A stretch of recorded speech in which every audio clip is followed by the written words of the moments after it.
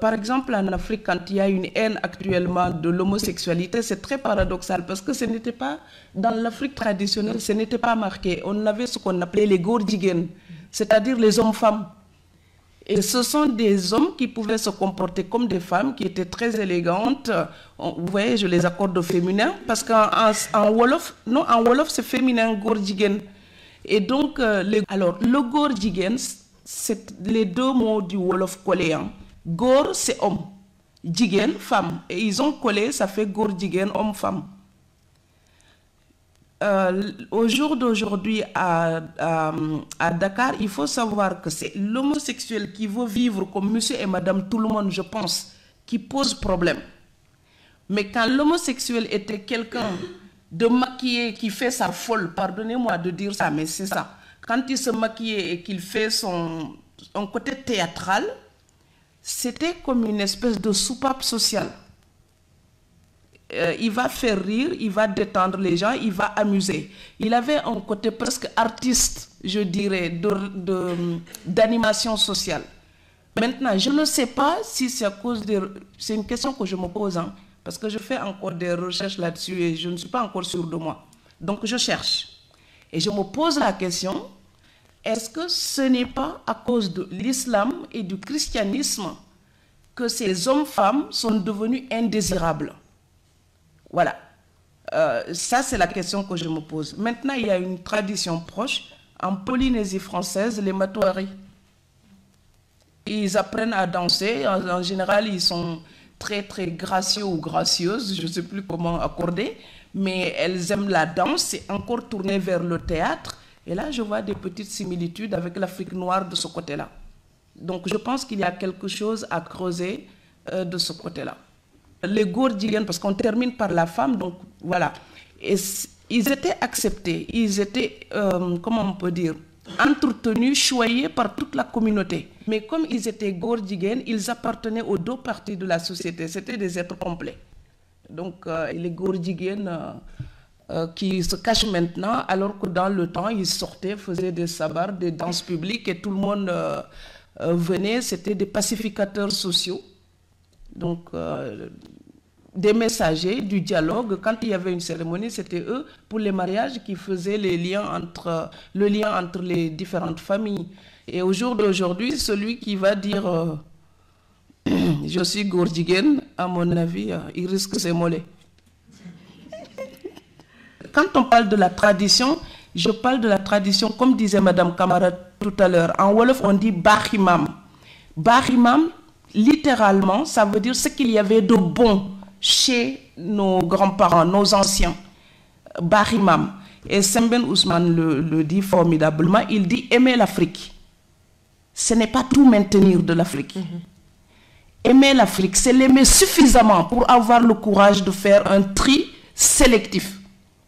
Et nos traditions qui valent la peine d'être gardées, se battre pour les garder. Et celles qui ne valent pas la peine d'être gardées, les mettre à la poubelle sans état d'âme. Moi, je suis une disciple de Semben. Alors, maintenant, pour le travestissement, par exemple, il faut savoir que c'était un comportement d'initié. Chez les Sérères, quand on faisait l'initiation, ce qu'on appelait la case de l'homme, et il y avait aussi la case de la femme, c'est-à-dire que les hommes, après la circoncision, avant de rentrer dans l'âge adulte, il y avait une période qu'on appelle ndout. Le ndout, littéralement, c'est découvrir ce qu'on ne connaissait pas avant. Donc, c'est le dévoilement. C'est rentrer dans une forme de connaissance, percer la connaissance, rentrer dans une forme de lumière, donc passer de l'autre côté du mur, accéder à. Et pour accéder à, qui est-ce qui apprenait à une femme à découvrir une femme? Eh bien, c'était d'autres femmes, des aînés, qui se travestissaient et qui mimaient les hommes pour apprendre, par exemple, à la jeune mariée comment devra-t-elle se comporter avec son homme. Et ce qu'on appelait la case de l'homme, par exemple, eh bien, c'était aussi des hommes qui se travestissaient pour apprendre à d'autres hommes comment se comporter quand ils vont recevoir leur épouse. Mais c'était un mime, ça a quelque chose à voir avec le happening presque, sauf que ça se passe dans le secret. Les gens doivent avoir la modestie de comprendre que tous les pays ne sont pas les mêmes, n'ont pas les mêmes histoires, n'ont pas les mêmes évolutions. Et chaque pays a son propre métabolisme. Et ça, on le voit aussi au plan politique.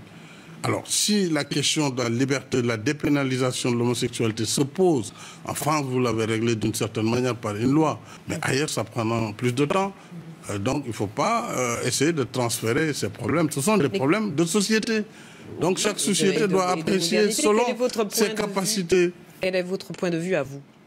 Personnellement, je pense que les gens, ils ont la liberté de faire ce qu'ils veulent, ça les engage, mais ils n'ont pas la liberté d'imposer aux autres ce qu'ils sont. Voilà le problème.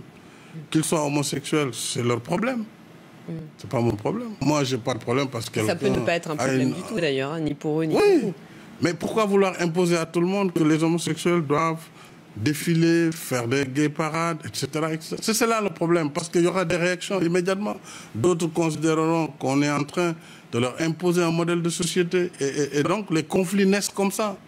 Laisser les sociétés, chacune, absorber selon son niveau d'absorption.